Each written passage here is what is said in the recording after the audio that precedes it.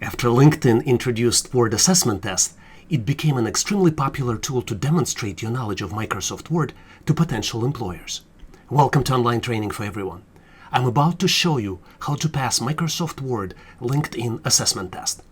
I'll show you real tests that I undertook with real assessment test questions, and I'll also show you answers, demos, and explanations. I will also share with you some tips, tricks, and hacks on how to best prepare and pass the test. These questions are in no particular order, so make sure to watch the entire video to test your Microsoft Word knowledge and get ready for the test. Knowing the answers to these questions helped a lot of people, and I'm pretty sure it will help you as well. Take a moment and click the subscribe button at the bottom of the screen, and make sure to like, share, comment, and ask me any questions you might have. I'm always happy to answer every question I receive. And now, let's go ahead and get started. Let's look at the first question. How can you break a table into two parts? And there are 4 choices presented. Use the split table command. Press Shift-Enter on Windows and Shift-Return on Mac. Use the section break command, and then use the split cells command. Which one do you think is the right answer? Let's take a look. In Microsoft Word, let's quickly create a new table. To do that, let's click Insert, and then we can say Insert Table, and then we can select the different table sizes based on what we need. It doesn't matter which size we select right now. The important point is how do we split it. When new table is selected, you see that there are 2 additional tabs. One is Table Design and then Layout. Keep in mind that the layout for the table is different from the regular layout. But to split the table, you go to Tables Layout, and then select the row where you want to split the table, and then in the Merge section, you see that there is a Split Table option. So going back to our question, the correct answer is Split Table command. Once we select the row and then click Split Table, it splits table into 2. Why you might consider subscribing to this channel? This is one of the fastest way to learn and get prepared for Excel assessment test. Skills you learn are helpful today and in the future. You get answers to your questions. You have opportunity to help other people. And you have experienced professionals who already subscribe to this channel and ready to help you with any answers that you need. And now let's continue and get you ready for the test. Now let's look at the question 2 of LinkedIn Word Assessment Test. Which statistic does the word count feature not collect?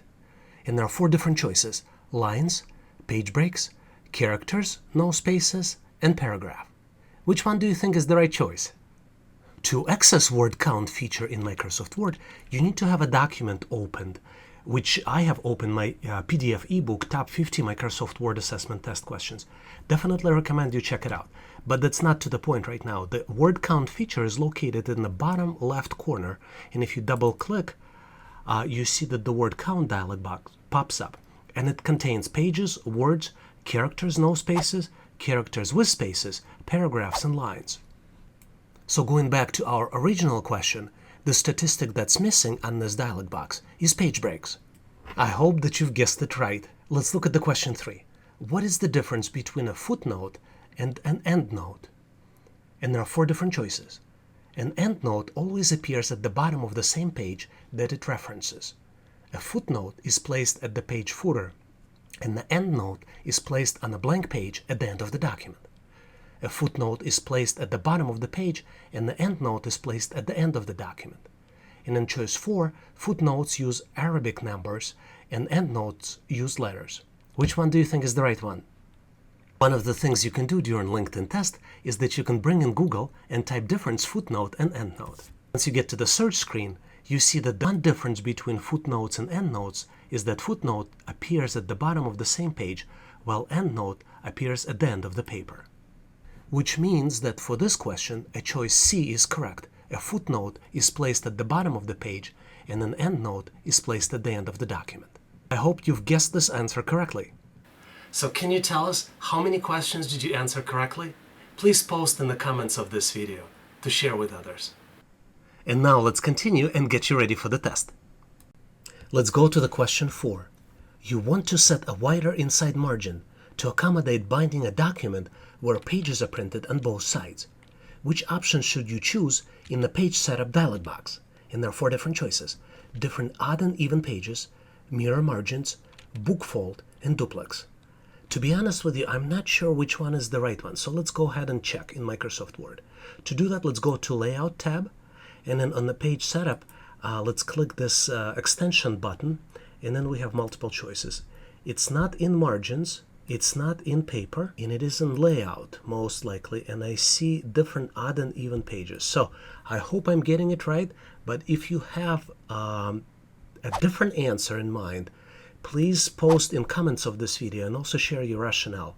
I'm gonna go with different odd and even because there are no similar choices. There is no mirror margins, there's no bookfold and duplex.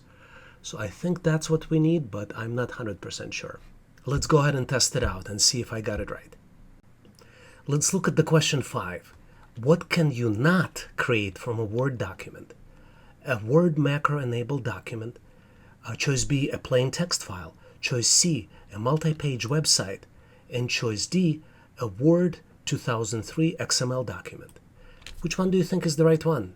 So let's go through these choices one by one. If we go to Word Save As dialog box, we can definitely create a Word macro-enabled document with the extension docm. We can create a text file, plain text file. We can save Word 2003 XML document with the extension XML, which leaves us with the option of multi-page website. So I think this is the right choice, and it kind of makes sense. Maybe if it would be a single-page website, you can save it as HTML and create a single-page website. But for multi-page website, I don't think we can do that. So let's go with that choice. Can I ask you to do me a favor? If you like the content, please give this video a big thumbs up to tell us that you need more content like this. And now let's continue and get you ready for the test.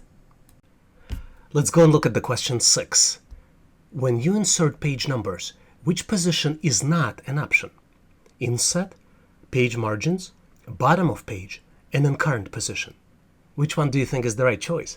In Microsoft Word, to insert page numbers, we need to navigate to Insert tab, and then here, select page number. There are 4 different choices and 2 sub-choices. So we have top of the page, bottom of the page, page margins, and then current position. So the only option that's missing is the Inset option.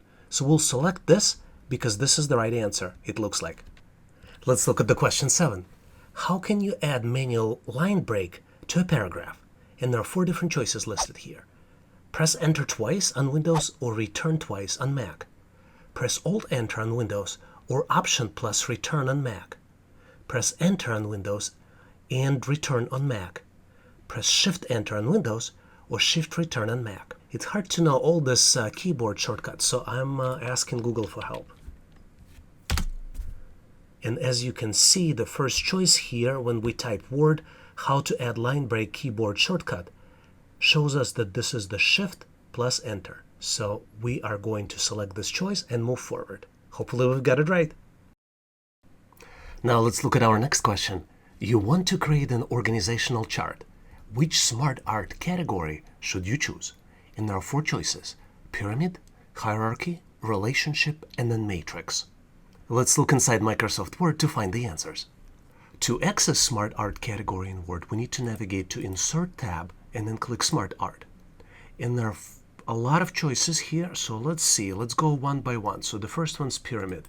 Pyramid, you cannot build organizational chart. Hierarchy, yes, that's the one. This is how you build organizational charts. Any one of those can represent organizational charts. So that's the right answer, but let's check the other ones. So relationship, no, this doesn't look like it. And then last one is matrix. Matrix is not the good choice. So hierarchy is the right choice. Let's look at the next question. You want to repeat an element, such as the date, on all pages of the document. Which option should you choose? And there are 4 choices. Navigate to Insert and then Header and Footer, Insert Text, Design Header and Footer, and then View Header and Footer. Which one do you think is the right answer? To answer this question, all you need is to look inside Microsoft Word. You navigate to Insert tab, and there is a Header and Footer section. And from here, you can insert the date where you would like it to be. So the correct answer to this is Insert Header and Footer. A lot of you are interested and asking me, how can I help others? One of the ways you can help other people is by sharing the latest questions that you see on Excel interview and assessment test, and how you answered them. Please share the questions you recently encountered in the comments section of this video. If you know the answers, please share them as well. And now let's continue and get you ready for the test. Now let's look at the next question. Your document contains 2 columns of content with vertical line between the columns as shown. From where can you delete the line? And there are 4 choices. Insert line remove, columns dialog box, insert text, and an insert line vertical. Which one do you think is the right one? Let's look inside Microsoft Word. I try to simulate this scenario as closely as possible, but the line here in between columns is defined not as a line, as an object, but is defined as part of the columns dialog box. So let me demonstrate this. If we navigate to the Layout tab, and then if we go to Columns, you can choose between how many columns you have. But more importantly, the question refers specifically to Columns dialog box. To get there, we click on the More Columns, and you see that there is a line in between the columns, and you can choose how many columns you would like to have. So to delete the line, you uncheck this, and this deletes the line, but you still maintain 2 columns. So the right choice here is Columns dialog box. Hopefully you've got this one right. Let's look at the next question. When you crop an image in a document, what happens in the image and overall document file size? The cropped parts of the image are removed, and the overall file size does not change. The cropped parts of the image are hidden, and the overall file size does not change. The cropped parts of the image are hidden, and the overall file size increases. And the last one is the cropped part of the image are removed, and the overall file size decreases. Which one do you think is the right one?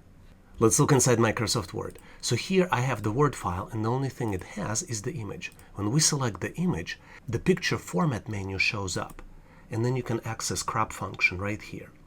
So when you click crop, you can crop the image, and cropping means that you just selectively remove some part of the image like this. So the only demonstratable area on the screen and in the Word document will be this 3 charts. I just removed chart number 4. Now, if I hit enter, this is the new image, and this is how it's going to look. But did the hidden part disappear or not? And it didn't disappear, because we can do undo, and if you do undo, it shows back up. So going back to our original question, the right answer is that the cropped part of the image are hidden, and the overall file size does not change, because Word still has to keep the entire image. It's just we're cropping some particular part of it. Hopefully you've got this one right. I'd like to ask you to participate in our daily Excel assessment test challenge. I post new question every day in the community tab of this channel and give you an opportunity to answer this and try it. And I post the answer in the comments next day. So please make sure to check it out and test your knowledge. And now let's continue and get you ready for the test. Now let's go to question 12. Which statement best describes how a bookmark is used in a Word document? And there are 4 choices. Bookmark works in conjunction with hyperlinks to allow you to quickly jump to a specific location in your document. A bookmark is a link in your document that can give you quick access to web pages, files, and other locations within your document. A bookmark is a color-coded graphic that appears in the navigation pane for easy access to a specific location in your document. And then the 4th one, a bookmark is a hyperlink where the label is automatically generated. I have no idea which one is right. I can take a guess here, but let's ask Google. If we type in Google what is bookmark in Word, it takes us to the very good Microsoft article. And here we can see what bookmark is. I guess I knew what bookmark is, right? It's not as difficult to guess. The challenge is to pick the right choice in this question. And I believe, just based on looking at my questions and answers here, is that the first choice is correct. A bookmark works in conjunction with hyperlinks to allow you to quickly jump to a specific location in the document. So I'm going to pick this one. If you have any better ideas, please share them in the comments of this video. But I think that might be the right choice, because other ones, they kind of don't make sense. I don't believe bookmark allows you to jump to web pages, and it's not a color-coded graphic, and it's not a hyperlink. So let's go with this answer. Can I ask you to do me a favor? If you know someone who is getting ready for interview or Excel assessment test, please share this video with them. This is going to help them pass and get their dream job. I really appreciate it. Thank you. And now let's continue and get you ready for the test. Let's go to question 13. What Microsoft Word feature lets you capture a portion of the screen used as an image in your document. And we have 4 choices: screen grab, none of these answers, screen capture, and screen clipping. Let's take a look inside Microsoft Word. Word provides screen capturing capabilities. If you go to Insert, and then you have a screenshot, and that allows us to select the screenshot of the area that we want to capture. And if we go back to the original question, this is not listed. They are synonyms, but they are not exactly the screenshot. So the correct answer might be here, none of these answers. So let's pick the correct answer, hopefully, and then we'll go from there. And if I didn't pick anything correctly, just let me know in the comments. Let's go to question 14, as it seems like we're almost there at the end of the test. What type of a page is useful at the front of the large document to identify the document title, author, and other information? We have 4 choices: table of content, blank page, cover, and master page. And obviously, if you ever used Word and you use table of content, you will pick the table of content. Let's look inside Microsoft Word. To insert a table of content, we go to References and Table of Content, and it builds table of content based on the headings that you used in the document, and that's extremely useful. So let's pick this choice and go to the next question. A lot of people ask, how can I help on this channel? One of the best ways to help is to help other people answer the questions that they're getting. If you know the answer to the question that you see in comments, please post the answer in the comment section of this video. And now let's continue and get you ready for the test. And finally, let's look at the last question. Which file format best preserves formatting and allows editing when a Word document is transferred to another application? Plain text, rich text format, XML paper specification, XPS, and open document text. So I know Word allows to save document in every one of this, but the best one to preserve Word formatting would be RTF format. I believe it was initially designed for Macs to make it interchangeable, but it never took off. So we'll pick this one, RTF format, and that's the last question. Whoa, excellent. I've passed the test. I'm very excited. I'm just going to enable the badge and show it proudly on my LinkedIn profile. Thanks for watching. Hope you have learned something and had fun at the same time. Please make sure to check out my other relevant videos. I know they helped a lot of people, and I'm pretty sure they will help you as well. Please consider premium resources from our ebook store at howtoanalyzedata.net. It has tons of resources to help you get ready for the interview and assessment test. Also, please make sure to check out for relevant downloads in the description of this video. If you find a mistake in my recommendations, please do not judge us too harshly, as we are only trying to help, but mistakes are unavoidable. Please post the correct answer in the comment section of this video to help people succeed in the test. Take a moment and click the subscribe button at the bottom of the screen, and make sure to like, share, comment, and ask me any questions. I am happy to answer every question I receive. All the best on your interview and assessment test.